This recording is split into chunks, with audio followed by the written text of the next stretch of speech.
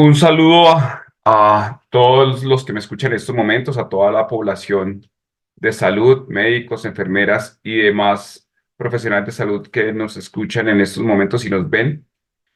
De antemano, un gran saludo a la Fundación Inspira y agradecimiento por esta invitación para comentarles el día de hoy de una patología que, como se van a dar cuenta, es una patología muy frecuente, muy relevante, con una mortalidad inmensa, pero que lastimosamente desconocemos y de alguna manera no sabemos cómo se diagnostica en pleno siglo XXI.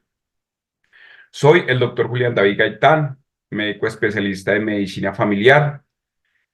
Hago parte del comité científico de la Sociedad Colombiana de Medicina Familiar y hago parte del grupo de interés de enfermedad pulmonar obstructiva crónica, asma y cáncer de pulmón.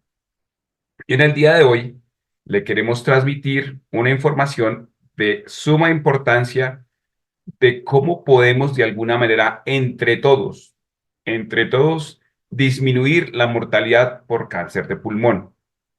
¿Y por qué esta iniciativa? Si ustedes ven aquí en la presentación, nos hemos unido un grupo de líderes de opinión, neumólogos, cirujanos de tórax y mi persona, y distintas sociedades también, estuvo también la Sociedad de Geriatría, donde nos reunimos para establecer una herramienta de diagnóstico temprano en cáncer de pulmón. Porque todas estas sociedades nos hemos dado cuenta cómo el cáncer de pulmón hoy por hoy es el cáncer que más cobra vidas, y que lastimosamente estamos diagnosticando en etapas muy, muy tardías. Por eso, la invitación hoy es que se sumen a esta propuesta, difundan el conocimiento y evidentemente tengan un mayor conocimiento de esta patología.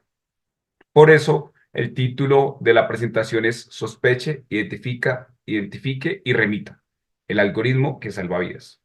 ¿Por qué es importante? Hoy por hoy, a nivel global, estas son estadísticas de Globocan, el Observatorio de Cáncer a nivel mundial. Los 5 cánceres más frecuentes en la población masculina, el primero es el de pulmón. En la población femenina, el primero sigue siendo el cáncer de mama. Pero miren cómo en la población femenina, el segundo en cuanto a porcentaje de frecuencia es el de pulmón. Y si miramos en ambos sexos, el más frecuente es el de pulmón. ¿Ok? Entonces, es el cáncer y la patología neoplásica más frecuente hoy por hoy a nivel mundial. Pero, ¿cuánto es la incidencia de ello? Pues mire cómo la incidencia ha crecido en millones de personas, ¿ok? Y cómo poco a poco este cáncer de pulmón tenemos nuevos casos día a día, pero algo que nos obliga a hacer algoritmos de manejo y por eso estamos acá, es que la mortalidad de cáncer de pulmón es demasiado alta. Si ustedes ven el cáncer de pulmón en la diapositiva versus el segundo en mortalidad, que es el cáncer colorectal, le dobla casos en mortalidad. O sea que la mortalidad de cáncer de pulmón es muy, muy alta. Por eso la necesidad de evidentemente hacer una estratificación de una manera oportuna y temprana y un diagnóstico oportuno y temprano. ¿Ok? ¿Por qué? Cuando uno diagnostica el cáncer de pulmón, el 57% de los cánceres que diagnosticamos, y eso cuando los diagnosticamos, están en un nivel de metástasis. 57%. Y tan solo un 16% están localizados y un 22% están de manera regional. ¿Eso qué significa? La sobrevida de esos pacientes. Si decimos que el cáncer de pulmón está localizado, la sobrevida de esos pacientes a 5 años es de un 57%. Pero fíjense que el diagnóstico de cáncer de pulmón localizado es tan solo de un 16%. Lo cual quiere decir que la sobrevida de esos pacientes es muy poca. ¿Y por qué pasa esta situación y por qué la mortalidad está en incremento? Porque la sobrevida en un paciente a distancia o con cáncer de metástasis, que es el principal forma estadiaje que estamos diagnosticando, la sobrevida de esos pacientes a 5 años están solo de un 5%. ¿Ok? Estadísticas de Globocan, estadísticas que evidentemente tienen una evidencia y nos obligan a hacer una toma de decisiones de manera compartida en grupos multidisciplinarios. Esto no es solo el oncólogo, no es solo el neumólogo, no es solo el cirujano de toras, es todo el equipo de atención primaria, de alguna manera volcándonos a hacer un diagnóstico temprano y establecer unos grupos de riesgo. ¿Ok? Fíjense aquí como de alguna manera lo que les comentaba, evidentemente el cáncer de pulmón tiene una relevancia importantísima en cuanto a mortalidad. Y fíjense esto, para el 2022 la incidencia de números de nuevos casos en cuanto a los casos de pulmón se refiere, 7.196 nuevos casos, ¿ok? Con una mortalidad de 6.124 si se dan cuenta. Distinto al cáncer de mama, nuevos casos 17.000 con una mortalidad de 4.000. Entonces, fíjense cómo de alguna manera la mortalidad de este cáncer es definitivamente una alerta, una alarma que nos debe de alguna manera ayudar a hacer, lo repito, toma decisiones de manera temprana. Bueno, pero eso es a nivel mundial. Pero en Colombia, ¿qué pasa? ¿Tenemos estadísticas en Colombia? Pues sí, evidentemente hay estadísticas, a pesar de que no hacemos un diagnóstico temprano y a pesar de que hay una guía de cáncer de pulmón del 2014, ¿ok? Pero sabemos en el trabajo que hemos hecho distintas sociedades que no la estamos aplicando. Por eso decidimos hacer una herramienta de tamización temprana que ya se las vamos a mostrar, pero en Colombia, mire lo que está pasando. Aquí vamos a ver los distintos sistemas de salud y los distintos regímenes de prestación de salud que tenemos en Colombia. En el régimen contributivo, el diagnóstico de cáncer de pulmón in situ, en porcentaje, tan solo un 0.13%. 0.13%. ¿Ok? Invasivo, 99.8%. O sea, de alguna manera repetimos y reiteramos y de alguna manera también ratifica lo que está pasando en la población mundial. O sea, no quiere decir que Colombia, por ser un país que está en vías de desarrollo, sea ajeno a la situación de países que son de un primer mundo y que tienen más tecnología. Es similar. ¿Y por qué pasa eso? Por el desconocimiento de la enfermedad. Eso es el régimen contributivo. ¿Y será que en el régimen subsidiado es distinto? Diagnóstico de cáncer in situ. Porcentaje 0.24%. Invasivo o en metástasis 99.7%. ¿Ok? Nos ratifica evidentemente lo que ya hemos mencionado. Y miren los distintos estadiajes del cáncer, como definitivamente el cáncer metastásico es el mayor número de casos que se presenta en cuanto al diagnóstico y por ende la mortalidad del cáncer de pulmón es tan alta. La oportunidad de diagnóstico y tratamiento, ¿ok? Es de 40 y 50 días respectivamente. Eso es lo que deberíamos hacer y lo que debe pasar, pero la realidad es otra.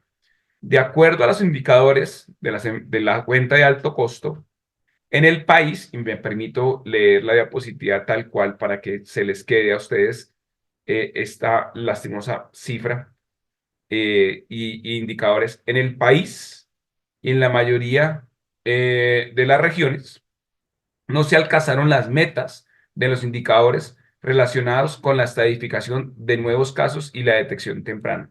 ¿Qué quiere decir esto? Que definitivamente estamos llegando tarde al diagnóstico de cáncer de pulmón. Esto es cuenta de alto costo del año pasado. O sea, son cifras recientes, son cifras que estamos tomando de nuestra población colombiana. Obviamente 2024 no tenemos porque no se ha acabado, pero entonces estas son las cifras con las que tenemos que tomar las decisiones hoy por hoy. ¿Ok? ¿Qué nos dicen las guías europeas?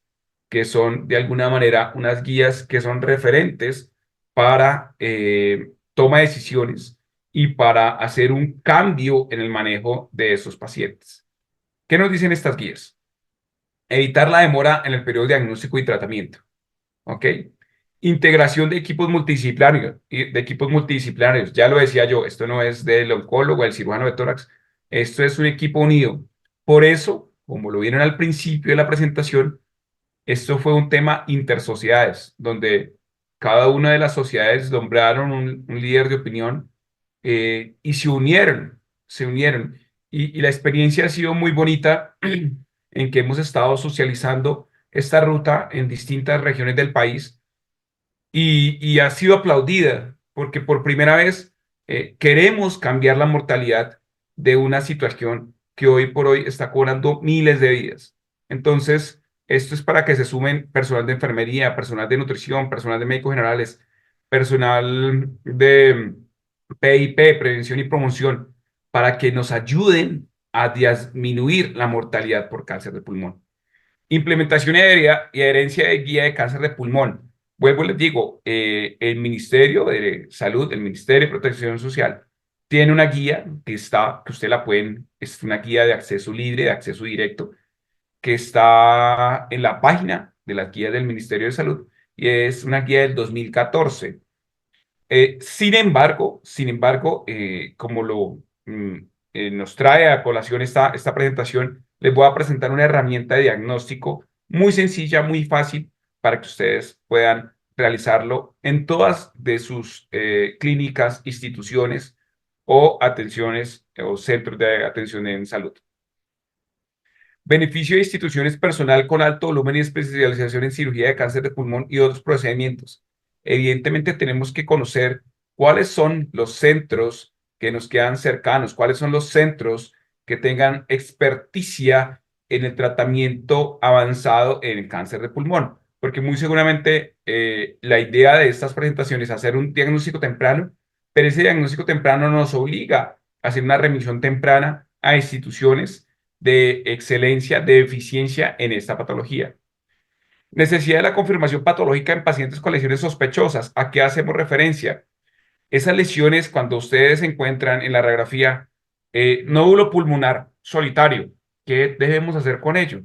Dentro de la guía hacemos también un énfasis y un hincapié de qué debemos hacer con esos hallazgos radiológicos y cuál debería ser el manejo de esos pacientes.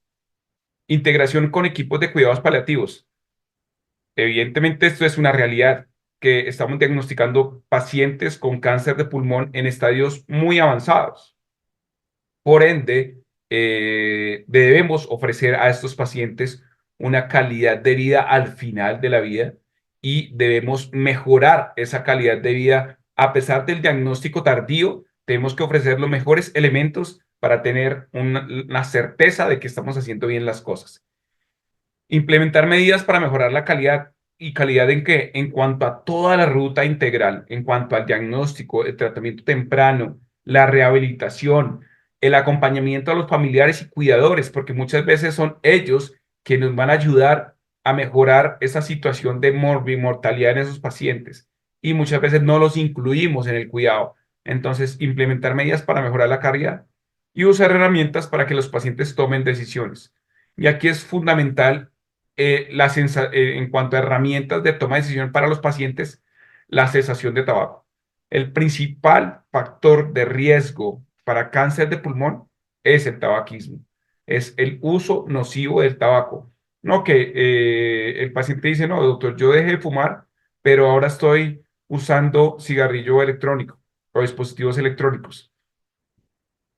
Miren, ya hay propuestas de distintas sociedades, incluyendo medicina familiar, neumología, medicina interna, donde nos hemos unido para también hacer una propuesta de eliminar estos dispositivos, porque inclusive hay sustancias que desconocemos, no solo la nicotina, sino sustancias que desconocemos que son de alguna manera origen para cáncer de pulmón. Entonces, la invitación es a establecer herramientas de prevención y de aislamiento de los pacientes a el uso del tabaco y a dispositivos electrónicos de cigarrillos se refiere.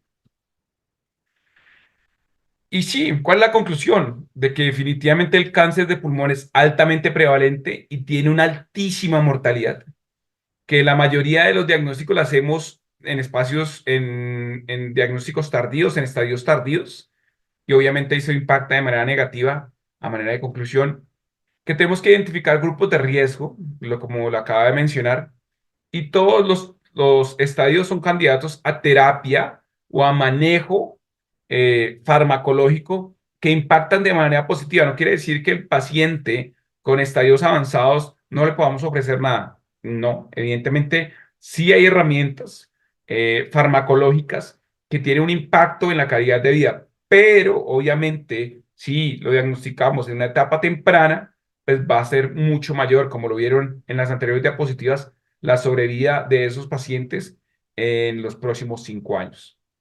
Entonces, ¿cuál es la invitación? ¿Qué es lo que debemos hacer? ¿Cómo desde cada facultad, desde cada unidad de atención primaria, clínica, institución, cualquier persona de alguna manera puede identificar los pacientes con factores de riesgo y remitirlo a, si en esa institución no lo pueden hacer, para hacer dicho algoritmo?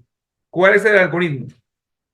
Vuelvo y le digo, esto es el algoritmo de prevención primaria, no cuando el paciente ya tiene la enfermedad, es un algoritmo de prevención primaria con el hecho de hacer un diagnóstico temprano en el paciente asintomático.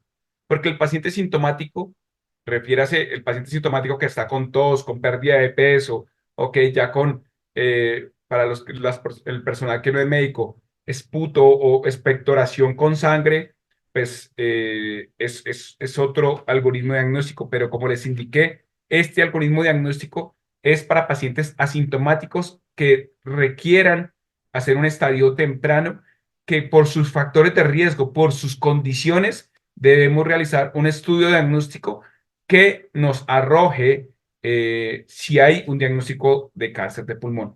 ¿Y a quiénes vamos a hacer esto?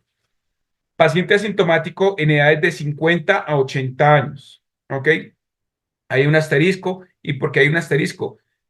Porque evidentemente sabemos que hoy por hoy la sobrevida y la población cada vez es más senil, y si hay pacientes y aquí lo dejamos ese asterisco, de acuerdo a la escala de Frail o la escala de Koch. ¿Qué es la escala de Frail o la escala de Koch? La escala de Koch es de alguna manera la escala de independencia y calidad de vida de los pacientes con diagnóstico de cáncer, y la escala de Frail es la escala de fragilidad de los pacientes o de las personas que tengan alguna situación que evidentemente si tiene una escala de Frail mayor a 1 o una escala de Koch mayor a 1, pues muy seguramente este beneficio o este algoritmo de diagnóstico de cáncer de pulmón no lo vamos a poder ofrecer. ¿Por qué? Porque la mortalidad en estos pacientes es muy alta y va a ser mayor el costo y no van a tener un beneficio en esos pacientes. Entonces, pacientes en edad de 50 a 80 años, ¿con qué características? Un índice de tabaco de 20 o 20 paquetes al año, ¿ok? Que tengan en estas edades. ¿Cuál es el deber ser? Que se remita, ¿ok? Que se remita a un grupo de cesación de tabaco. Debemos sí o sí en cada institución tenemos que tener un grupo de cesación de tabaco, ¿ok?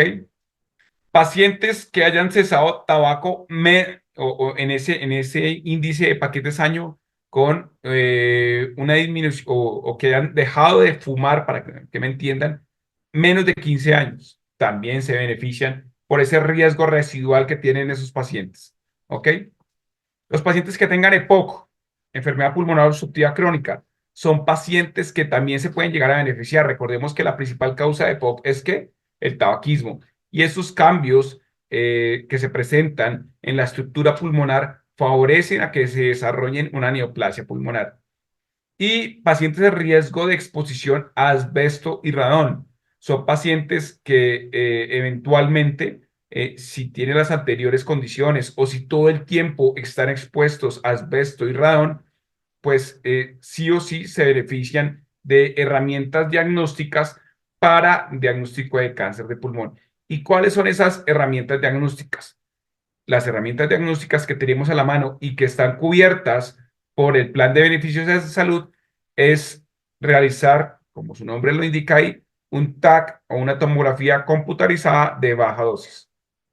que en sus siglas en inglés es LDCT, ¿ok? Tomografía computarizada de baja dosis. En un esquema 012, ¿qué significa eso? En el momento del diagnóstico, ¿ok?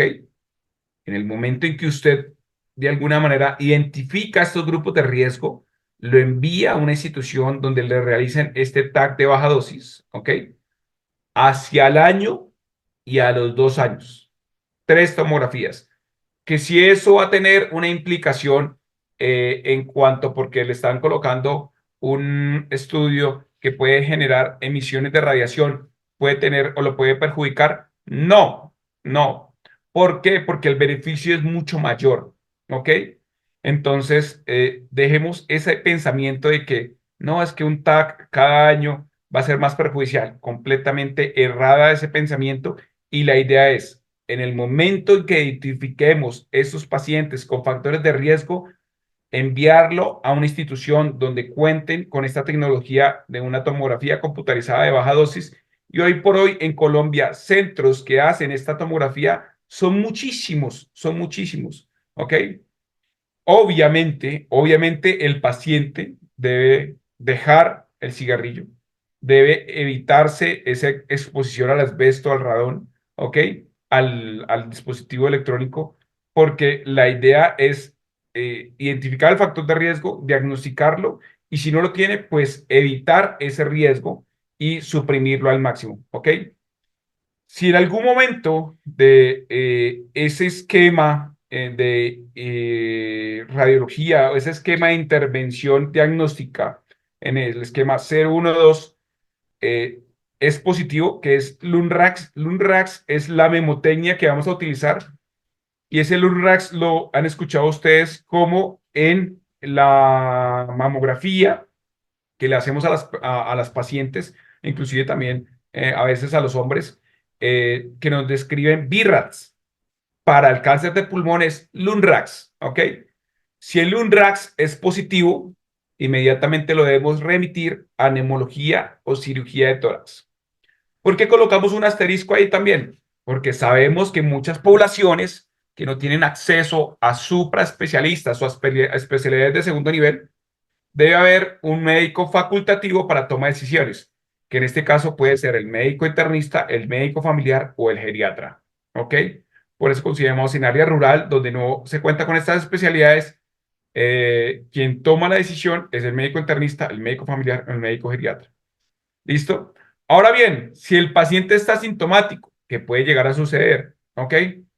El esquema es completamente distinto, el diagnóstico es completamente distinto y la herramienta diagnóstica es completamente distinto y se le va a realizar a ese paciente un TAC de tórax contrastado y debe ser valorado por neumología y cirugía de tórax en caso dado que salga positivo.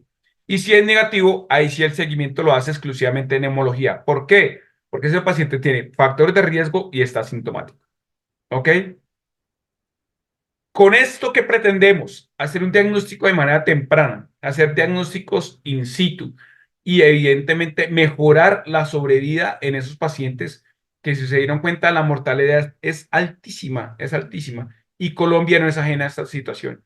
Entonces, si ustedes se dan cuenta, no es un esquema difícil, no es un algoritmo de manejo que nos obligue a tomar unas decisiones que requiramos de otros especialistas. No, esto es sencillamente identificar factores de riesgo, apoyarnos en centros que utilicen la tecnología de TAC, y vuelvo, le digo, TAC hoy por hoy hay en muchas instituciones, inclusive apartadas de las capitales y apoyarnos con otras especialidades. Con eso pretendemos de alguna manera disminuir la mortalidad, mejorar la sobrevida de nuestros pacientes y de alguna manera hacer partícipe a todos los profesionales de salud a que juntos podamos salvar vidas. Un gran abrazo a todos y muchas gracias.